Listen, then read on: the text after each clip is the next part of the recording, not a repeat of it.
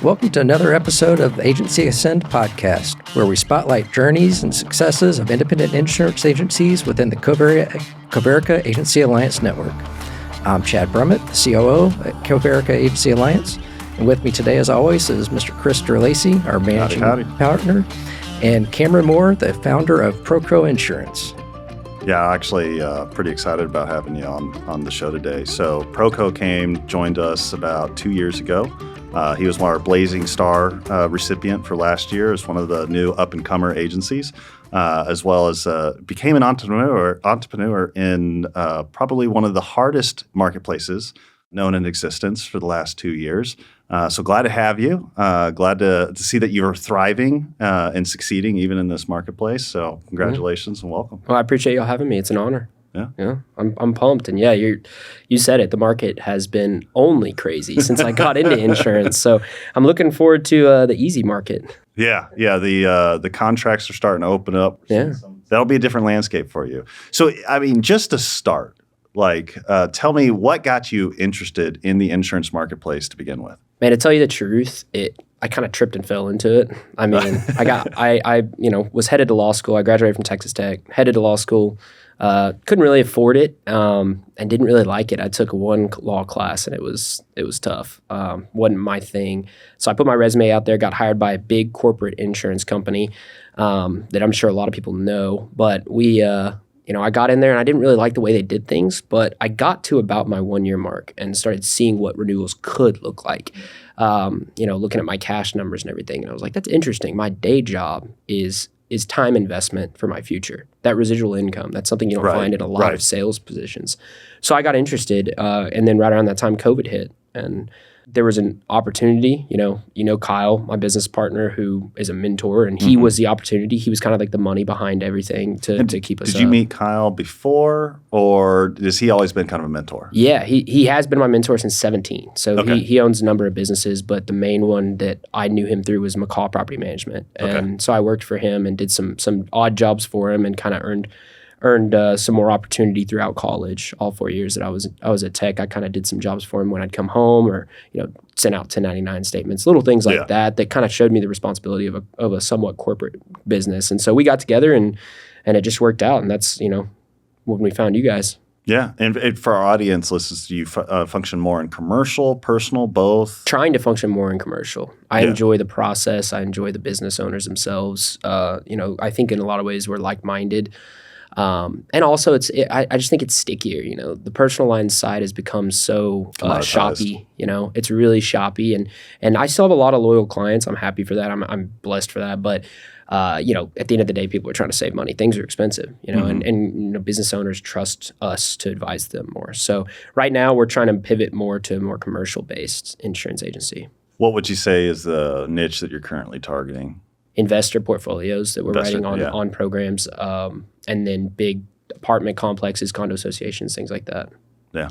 That's good. Hard and fun. Yeah. Yeah, because obviously you have some competition, but it's requiring a different mindset to really understand what you're getting into. And I know after talking with you and seeing your agency grow, I know you cater more towards that certified risk management approach, really understanding what the client's needs are, advocating for them, partnering with them, helping them navigate. And I would say a lot of agents wouldn't take that time, energy to really do that. They're just looking for a quote, to get a quote out. But you guys have really invested into that and partnering with them. Yeah, advising. That's what I think is important. I just love it though. So what does that advisory look like, right? Because that's kind of a broad term. Mm-hmm. It probably sounds so cookie cutter, but I try to take care of every client that comes through like they're my father or my mom.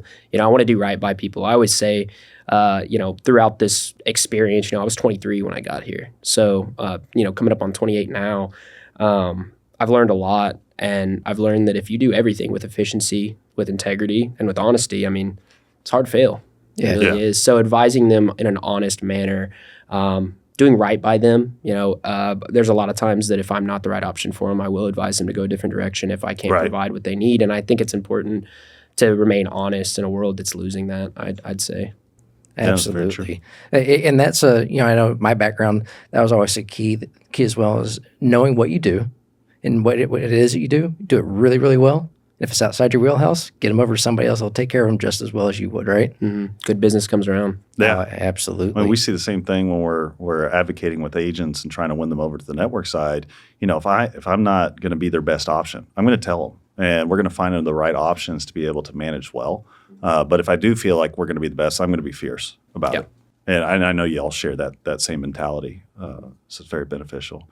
What are some of the unique challenges, obviously starting your agency in 2020, the height of COVID year? What were some of the nuances that maybe I didn't prepare you for, but or that you kind of navigated through and kind of stumbled a little bit? But obviously you're past that stage now, but if you could share in some of that. Yeah, we couldn't. I don't think anybody could have prepared us for everything that happened. I don't think any of us knew. But. Yeah, exactly. I don't think there was preparing, but I'd say I'm still struggling to hire people. That's what I'm wanting. I want to grow a team. That's my goal. I want all of us driving up in our dream cars. I don't want to just be the one driving up in a dream car, right? Like I want a team of people. That Wolf of Wall Street with all the crazy stuff. Just having the bullpen. So I've struggled hiring, and I think early on when the market was easier to hire, I think that I wasn't where I needed to be as a manager. I was just a sales guy. So a lot of the time, I think that I didn't devote enough time, I should say, at actually like managing and training.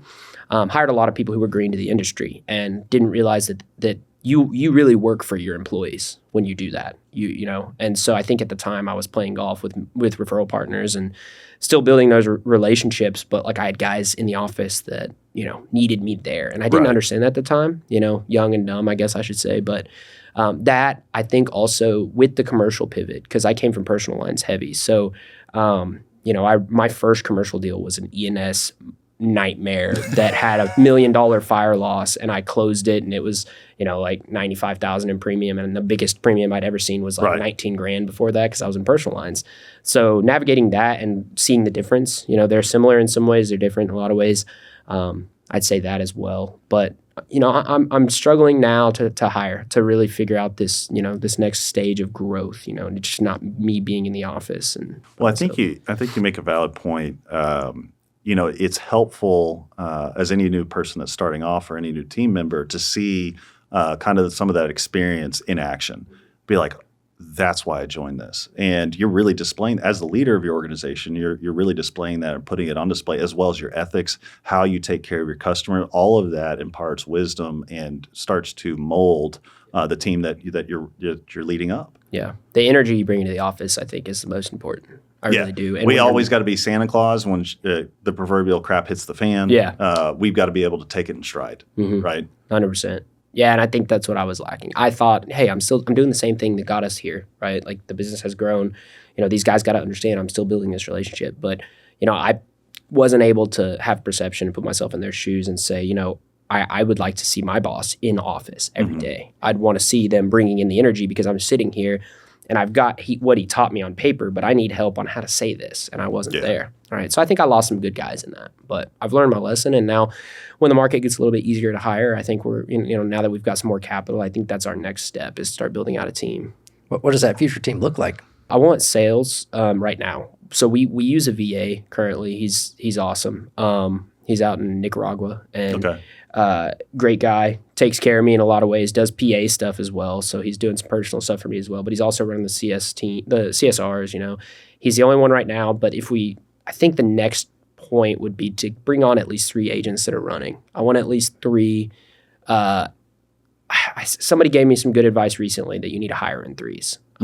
And that way there is a team there instead of going one and then them helping you hire the next people. They need to see other people in the same spot as them. So that's the next goal for me. I think it's also, and they also push each other is a lot of it. So if they're challenging to be successful, then they're going to be winning together, losing together, and everybody's pushing. Yeah. And that as well as from the not so healthy view of it would be the owner's view of it. It's like, look, I hire 3, and if I make 2 of them work, that's going to be awesome. Even if one of them works, great. But I have the better chance when we bring those 3 on. Yeah, I think you're right too. Competition. That's always been big for me. I mean, I want people to compete with me as well. Yeah. Like even when I bring my team on, I'm not stepping back from production. They're going to have to come after me because I'm going to beat them all every month. I even welcome that on the network side is competing with the networks. Like, hey, bring up the competition. Let's go. I'll sit down side by side. Let's go. Yeah. Because the worst thing is I'm going to be made better for it. Yeah. I mean, I played sports my whole life, so everything was always a competition, So I think bringing that into business is not a bad thing as long as you've got the right reasons. So speaking of that, I know Chad was telling me about this, but we hit on a little bit before the program, but profit share. You did pretty good this year, right? Yeah. I think this is the first time we actually got something worthwhile, and it was a little crazy because I've just been running and gunning, trying to produce, trying to retain, and then all of a sudden I'm sitting at the Rangers game yesterday with my dad and his friends, and all of a sudden I get a bunch of emails and texts, and I'm like, whoa, what just happened? And our account's a lot thicker than it was before, so that was something I haven't seen yet, so that was really cool. I think Wendy, I'll have to give a shout out to Wendy Kresbach because she deals with a lot of that. Yeah. But I know we were talking about that, and what I often advise agents to do is like you can do your business plan and your balance sheet based off of fixed value deals because they're guaranteed coming in. But the variable comp stuff that we see, which is impacted a lot by weather, cat events, pigs falling from the sky, I don't know, whatever. I can't base my business model on that. Right. And so I often recommend to agents, treat that as icing on the cake. So that way when you're sitting out there at the ball game and you get these things coming in, you're going to be like, holy crap, this is awesome. I feel like it was a bonus. Yeah. That's what I felt like. Yeah. It was like a random Christmas bonus. But and the reason I bring that up, and I think more for the listeners, is as they're planning out their agency and scaling, I don't want to see them get in a position where they're planning on that money being there, and then that next year it's not there, and then they have to let somebody go. Yeah. And that's much harder. You haven't had that environment, thank the Lord. And I want to see you be successful in all that you do. And so it's like, hey, let's keep growing, do it right. Which I know you guys are actively looking. I've seen a lot of agencies outgrow themselves. Like they grew too fast and they lost what it was that got them there. I heard a quote earlier that was like, leave with the girl you brought to the dance, right? Yes. And it's like, remain the same. Yeah. Mm-hmm. Don't see that money coming in and over leverage yourself, just like you wouldn't go buy a Ferrari when you can't really afford a Ferrari, right? $30,000 millionaire. Yeah, exactly. Exactly. So on the commercial side, right? So young, just switched over. How are you competing against some of those bigger players that have really kind of owned that space? Because you're obviously doing it very successfully, right? So that's a big feather in your cap. Yeah, the answer is really simple, honestly. I hear more than I should that people aren't getting back to people in an appropriate amount of time. And with the amount of technology that we have, me being the age that I am, I think a benefit is that I've watched technology and I've been hands-on with technology. My dad was in IT for several years, and so he always taught me to understand troubleshooting technology, using it to your advantages. I mean, you have calendar links. You can line up your day. You can do things. You can get calendar set up so you can have your customers automatically set up an appointment for you. And I do. And Luis, whenever my assistant, whenever he takes a call I can't take, he sets a meeting on my calendar whenever they're open. But it's ridiculous. It's a lot of the time I'm hearing these clients call me and they're like, I've called 3 agents. And I'm like, are they already shopping? No, they haven't gotten back to me. And those big guys must be too busy. And it goes back to kind of like I jokingly said, and you mentioned at the beginning, I've only seen a hard market. It's like these guys I've met, I have a lot of good mentors in the industry, and these guys are pulling their hair out. And they're stressed and they hate it here and they want to be done. They're selling their books. They're retiring. They're not having fun doing this. Like I said, this is all I've known. This crazy market's all I've known. So it's still fun for me.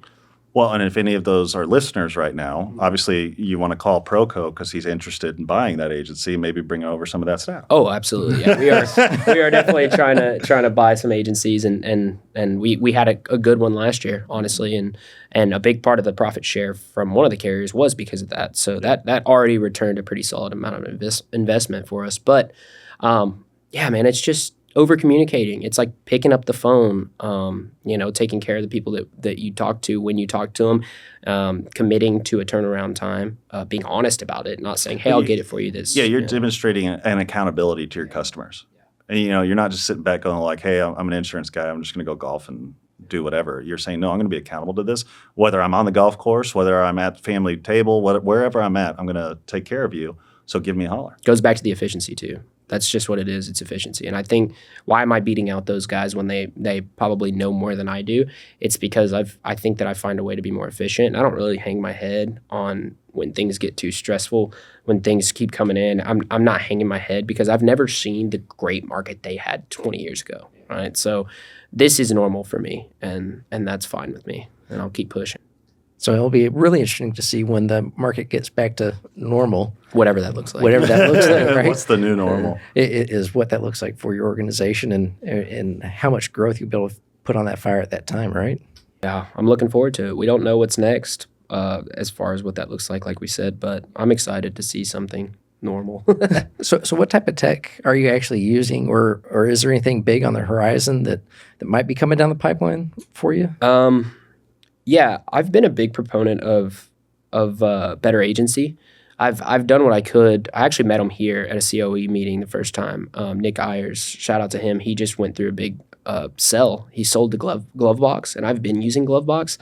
And I think Glovebox is building out an all-in-one system, and I like them because they're innovating. Me being the age that I am, and like I said, been around technology since I was little, the other management systems, I didn't feel like they were moving fast enough, and they're already starting to tie AI into my management systems, into my CRMs, whatever it may be.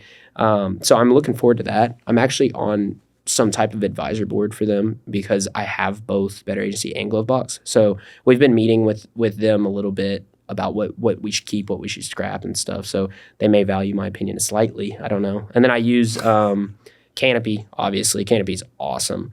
But I've got a lot of automation that I've built out through my email, automatic responses, automatic folder splitting up. I mean, things like that. Service, obviously, all goes to a service box, and then it uploads in my management system. It's the little things. I mean, I don't think I'm doing anything that's like revolutionary. Right. I think that there's a lot that I should have done sooner. It's kind of funny when you sit back like that and you're like, man, I should have been doing this 5 years ago. But But you're still maintaining the client relationship. You're still taking care of the customer. You're leveraging the technology so that you can be more efficient. Yeah. I mean, the title of this podcast should be Efficiencies. Essentially, how to do things right. Yeah. Yeah, no, you're right. I'm not replacing myself with technology. I'm using it to double myself. Right. I'm trying to get it to clone me, using automation to do that. Yeah. And one thing you mentioned was some of these things you look back 5 years ago you should have done. So if you're to take, this might be a kind of an obscure question, but I'll throw it out there anyways. If you're to take yourself 5 years from now, look forward and looking back, what is it that you should be doing today that maybe you haven't contemplated? 5 years is a long time. Yeah, it is. Right? I think that 5 years from now, I'll probably say I should have done a better job leveraging the relationships I already have in the industry. Obviously, without Kyle, ProCo wouldn't have ever been anything. But the people who have mentored me, it's funny. People want to see you succeed, especially when you're younger. They look at you and they're like, man, I wish I'd have been in the industry at your age. Here's the mistakes I made. Here's what I did right. Here's what I think you should do. From my opinion, you get enough of those, and you basically have a cheat sheet. It's like sitting there on a test that's open notes. That's what you are whenever you have mentors like that. People who are willing to pour into you. You guys, Comerica. I can call Chris. He picks up on the second ring, no matter how busy he is. Right. So we'll sit there and we'll be at the Lone Star Conference where I actually met my beautiful girlfriend. Funny enough, I was sitting next to him in the bar. We were playing that shuffleboard, and she came walking by, and I tried to get her to be my teammate. She said, "Not a chance." He was distracted. I was from distracted. the moment from then on. No, he sat there and the whole night. We're drinking beer, but we were talking business like the whole time, and he was telling me, "This is what I think you should do. This is what I've learned here," because he's been in this industry, young. I wish I could say I intentionally do that, but the reality is I don't know how to shut up about it. In fact, on my dating profile, it said I don't know how to stop talking about insurance. It's one of my flaws. Well, you should start a podcast. Right? Exactly. It's a great idea. That's why we're sitting here. But yeah, that'd be my answer. Continue to I will probably wish that I created more relationships with men that are where I want to be. Men and women that are where I want to be in 5 years. So. And that's wise, because looking back my own career, I could definitely say the same thing, right? And because those relationships, that's really what expands beyond our reach. And it's also not just in the industry, right, but outside the industry. So expanding those customer relationships and everything else, that's awesome. So from the last 4 years now with SIA, what's the biggest takeaway if you're to tell somebody coming in new do this day one other than call Chris, right? Because we all want to call Chris on day one.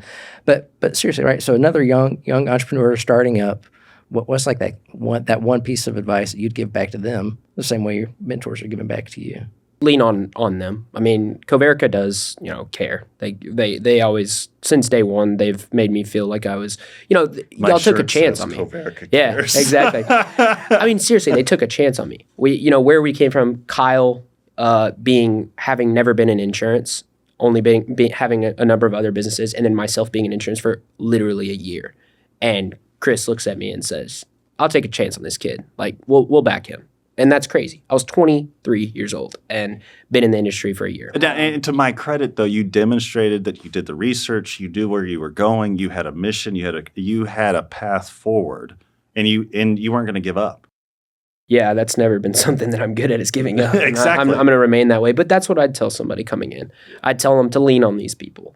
And you said, other than calling Chris, I think I'd say don't be afraid to, because these people care. Yeah. Like it goes back to what we just talked about with relationships. Like, these are relationships. And ProCo would have bombed if we tried to do it on our own. We wouldn't have been able to get the contracts in the hard markets. We wouldn't have been able to learn commercial as fast as we did without, Nikki Dawson. She was literally in my office several times trying to teach me the basics of commercial when I had only understood personal lines for a year. She's still working on me too. Yeah, well, she's the mom of the group, definitely. She takes care of us.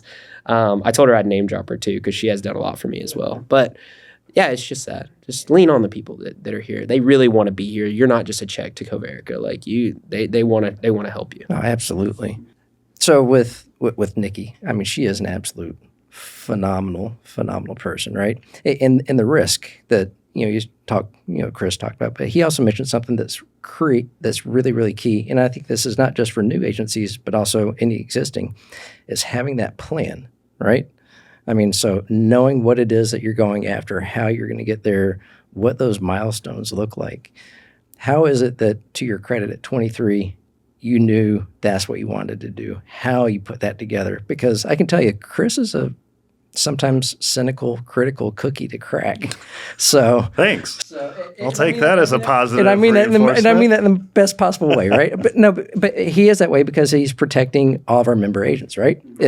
He wants to make sure that he's the gatekeeper, that we get strong, positive people coming in. So he is tough that way. So whatever you did was super impressive. So what was it that made you actually have that? Because that's a lot. Jesus. That's the perfect answer, man. Thing. I mean, there's nothing that I have or that I've been that I could do without Jesus, and I think we connected on that pretty early. Yeah. Being man of faith, I think that was it, and He's gifted me with a lot of things. But coming in, I've just been hungry. I didn't want to work for anybody else. Yeah.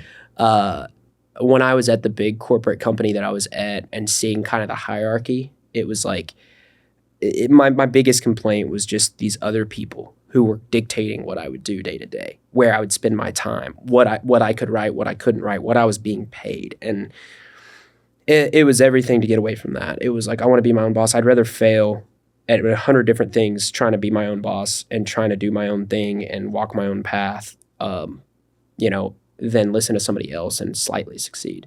Everything else has just been, it's timing. It really was. That's why I say Jesus too, is like when we got into the market. Yeah. If we came in 4 months later, we're not getting the big contracts we needed. There's no chance. So it was timing too. And he's over there going, dude, trust me, trust me. And you're like, yeah, 100%. Follow it. And, obviously the mentors that I have, that I'll always say that, because between that and Jesus, I'm just the kid. That's what I was. And then lofty goals, being competitive and looking around, getting invited to our first COE meeting and like it being clear, hey, we haven't earned this yet, but they see that we can. And it was like looking around at these other agency owners that were very impressive. I was like, I want to destroy y'all. I love y'all, but I want to destroy you. And I think that setting lofty goals, and even when we fall short, we were still successful, whatever success is to anybody. I think, I've just been so fortunate.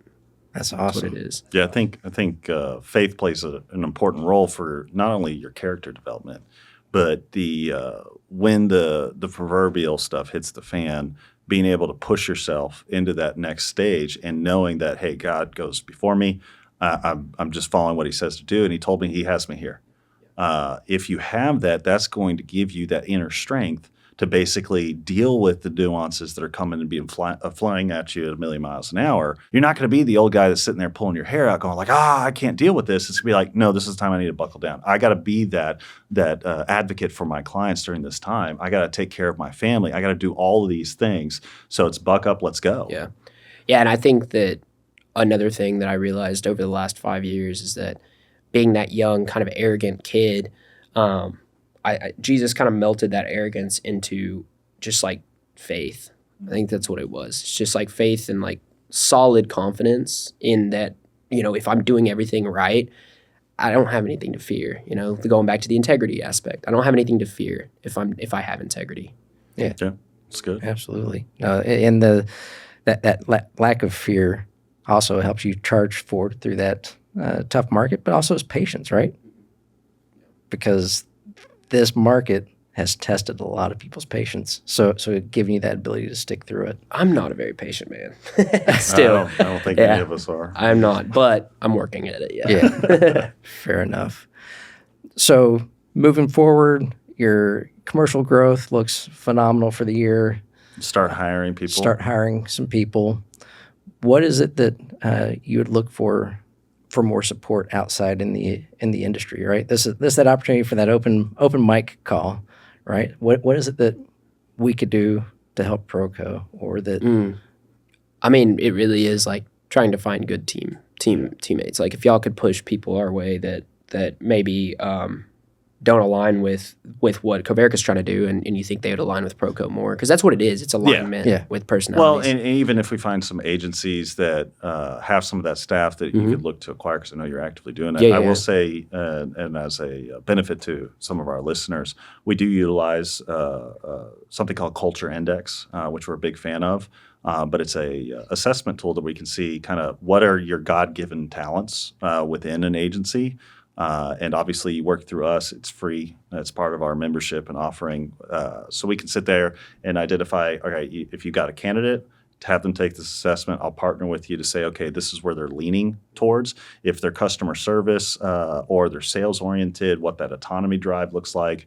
It's got I think it's got like a 90% accuracy rating, and it only takes 5 minutes to do. Yeah. And this is not a shout out to them, although if we should get sponsors. I'm thinking down the way. Have them give us a couple bucks so I can pay for it. But so as you're stepping out and looking for those talents, obviously I would also push you to get involved with IIAD, Independent Insurance Agents of Dallas. There's a guy by the name of John Spicer. Yes, I'm on his list. Excellent, because he sends out referrals on there. What we can do is take those guys, have them do the culture index, and then I can actually advocate to you how you should set up their training program, what their needs are going to be, as well as you can reach out to other agents. But there's tons of opportunity for finding that. I think we're going to see more and more in our industry alone. You're going to see a flock of people come into it. I know we're going to be going down to DBU here with C12. Where we're going to be talking to a bunch of the grad and post-grad students and looking for opportunities. So bring along your resume of not your resume. I'm sorry, your job description. Description of what you're needing. Yeah. And we'll look to partner with that, as well as if you got somebody that's kind of on the bubble, doesn't know, have them come sit next to Nikki. Like that's how you learn. And so it's just like, hey, come see if this is going to be a good fit for you. I like your drive. I like your energy. Take a chance. Yep. Come on. I love it. Yeah. And one of the coolest things about whether it's Culture Index or other tools out there, the coolest part about them is it actually helps you as a leader figure out how to communicate best for them. Yeah. Because that's one of the things that as leaders sometimes we struggle with, right? Is we know how we like to be communicated to, how we like to communicate out, but we don't necessarily know what they need. Right. So these tools, that's the biggest thing from personally my standpoint, is it helps us communicate back into the team the way they need to receive it. I see it. Yeah. Well, there's one profile that if you put on the stage and give them a plaque or something like that, they will hate you because they're like, they didn't want to be on stage to begin with. Yeah. Versus probably like you or me.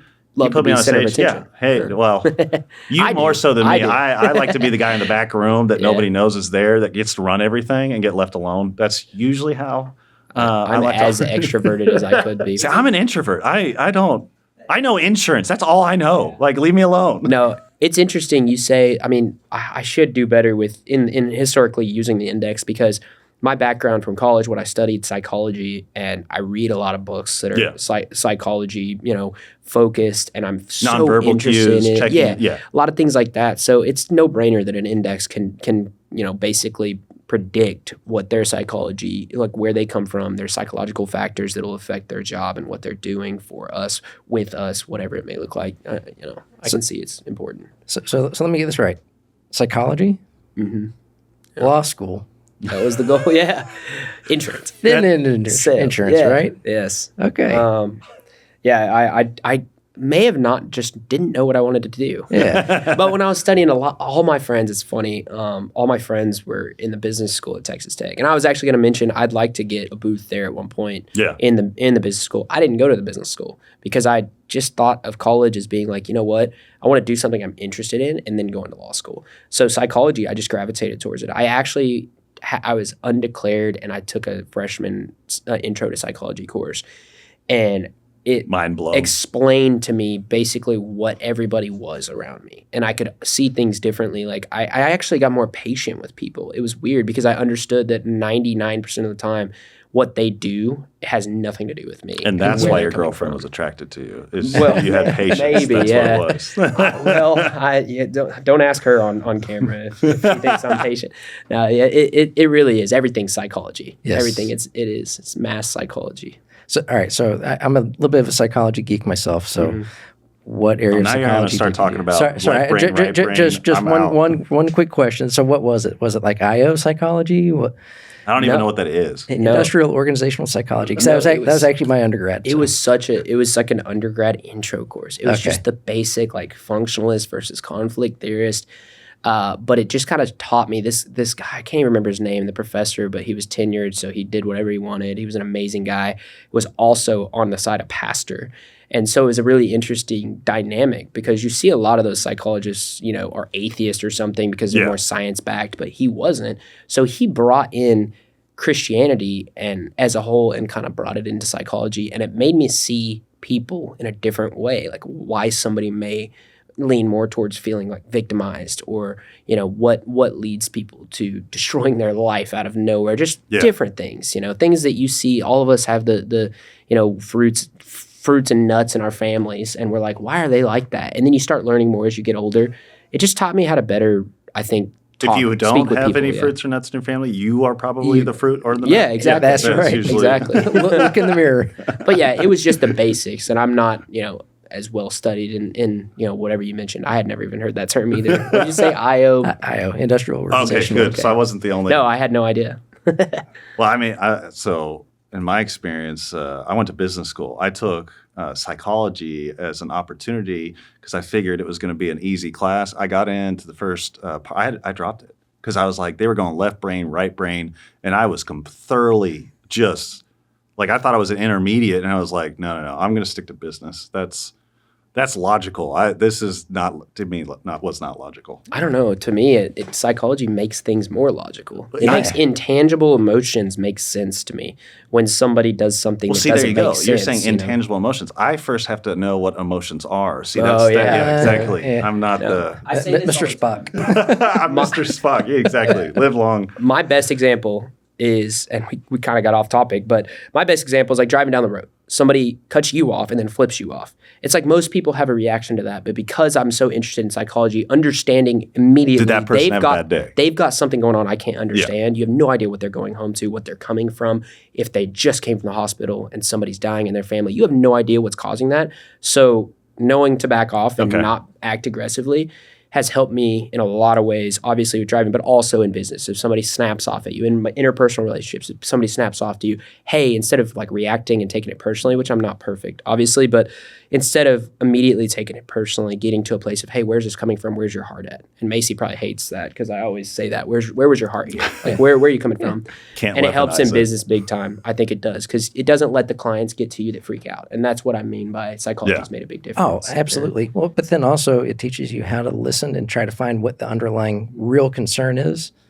That helps you better Minister to them. Well said. That's what it Minister is. to them, cover those risks, right? So Well I mean, said. talk about for insurance is making sure we capture all their risk. 100%. If we can identify what those hot buttons are, it helps us be a better servant to them, which is phenomenal. Change pages super quick. How did you come up with the name ProCo? It was kind of, I think it was kind of a play on words, like professional community insurance, because, there was some, like from my end, I think Kyle really like brought it up the first time, but then in my mind it was framed like we had a couple different choices. We definitely weren't going to use anybody's name. We wanted to stray away from that. It just felt trusted. I don't know. It kind of clicked with us. I mean, It you was talk really about odd. the community. That's a huge. Yeah. Being mean, professionals in the community is kind of like where my mind was at. I don't know where his was at whenever it just kind of fell together. Probably need to ask him. Yeah, I probably should. Maybe he saw, a big sign for ProCo Roofing. Wonder if he knows like the Greek or Hebrew, and he's over there going, "No, well, it's veritas and it means truth," and you're just like, "Wait, what? I didn't know that." I don't know.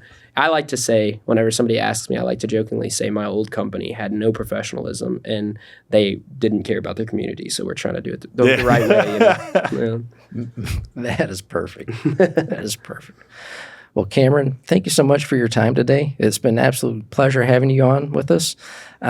Before we wrap up, we do have a tradition here. We like to ask for either a favorite quote, recent book that you've read, magazine article, newspaper clipping, something that's just made an impact with you that you'd like to share with our audience. Absolutely. And thank y'all for having me. It's been fun. It's been an honor. It's only my second podcast, so I think it went really well. I don't know. It's only our fourth or fifth, so it's all Beautiful. good. No, at this point, I think we're at 8. No, Hey, good Lord. Well, I'd say my Bible verse is Colossians 1:29. I work hard and struggle for my goals with God's energy that works in me powerfully. And that's something I've kind of always, back in baseball, I would write it on my wrist inside of my little Evo shield and stuff. Was never a great baseball player, but I sure did have fun at it. But yeah, I'd say Colossians 1:29 for sure. Oh, that's phenomenal. Yeah, and I would say, so I was going to go with Jeff Van Duzer's Why Business Matters to God and What Still Needs to Be Fixed. But after listening, it popped in my head. There's a book called Unoffendable. It's by Brant Hansen. Highly recommend it. It was honestly one of the, when I was going through my divorce and, business was rocky, divorce, everything, and I was dealing with anger issues. I was popping off. My team was like, "Oh my gosh, you need help." That book was one of the major contributions to help me not do that, and that way I could still be a viable leader for my team members and wasn't bringing that toxic environment back into it. Because as you know, being a business owner and everything, stressing out all the time, that you need to be taking care of yourself, because if you don't, you're not going to take care of your team very well. And so Unoffendable is story after story of people passing that righteous anger. They're saying, "Hey, look, I'm not gifted at that. I'm just going to pass it over to God. Let him handle it." I'll take a look at it for sure. It's excellent. I will say I'll add on the entryway in, I don't remember the exact quote. You might know it. Y'all have Psalms 55:22. And I don't remember exactly what it said, but I looked at Macy and I was like, that's amazing. I don't know how I've heard that in this context. It's like in that little box. Well, so we hide a few key things. We're not there with what's the fast food restaurant? In-N-Out Burger, where you put it at the bottom of everything. But you'll see it out. And just because you were talking about, that's why I was asking about the company. But Coverica stands for company, Veritas, which is the middle, which is the Greek word for truth, and then America. So that was the idea behind it. So, Oh, that's awesome. I love it. Yeah, I've never known that. I didn't know that. That's awesome. Then for me, I'm actually going to hit a rerun. Okay. Inner Excellence. We Still reading it. well, actually, no. So it's some of this conversation. It's when we start looking beyond the words, right? Anybody that's read it, I challenge you to go back and reread it, but think about what reference to Scripture you can actually pick up on it. That's really good. Because it's one of those books. So he intentionally wrote it trying to be kind of an agnostic view, right? But you just cannot escape the references to Scripture throughout the book. And when you read it through that lens, it completely opens up the message, or at least for me it did. So I would challenge anybody that's read it, reread it through that lens. Beautiful. What was it again? I'm sorry. Inner Excellence. Inner Excellence. Okay. Yeah, Got you it. saw it on the Super Bowl. Yes. The guy was reading on the Yes. sidelines. And all right, so shout out to James Wong. I'm going to give him full credit for this, but he's like, that's the reason why it took him so long for the book to go as famous as it did, is because he was so abstract about the religion part to it. It wasn't until he released his second book where it was actually more God forward that popped off in the Super Bowl, and now he's everywhere. I love it. So I like That's that. awesome. Said. Well, sweet. So- Well, I appreciate that. Yeah. Well, thank you very much. So for our audience, until next time, keep it building and keep it ascending.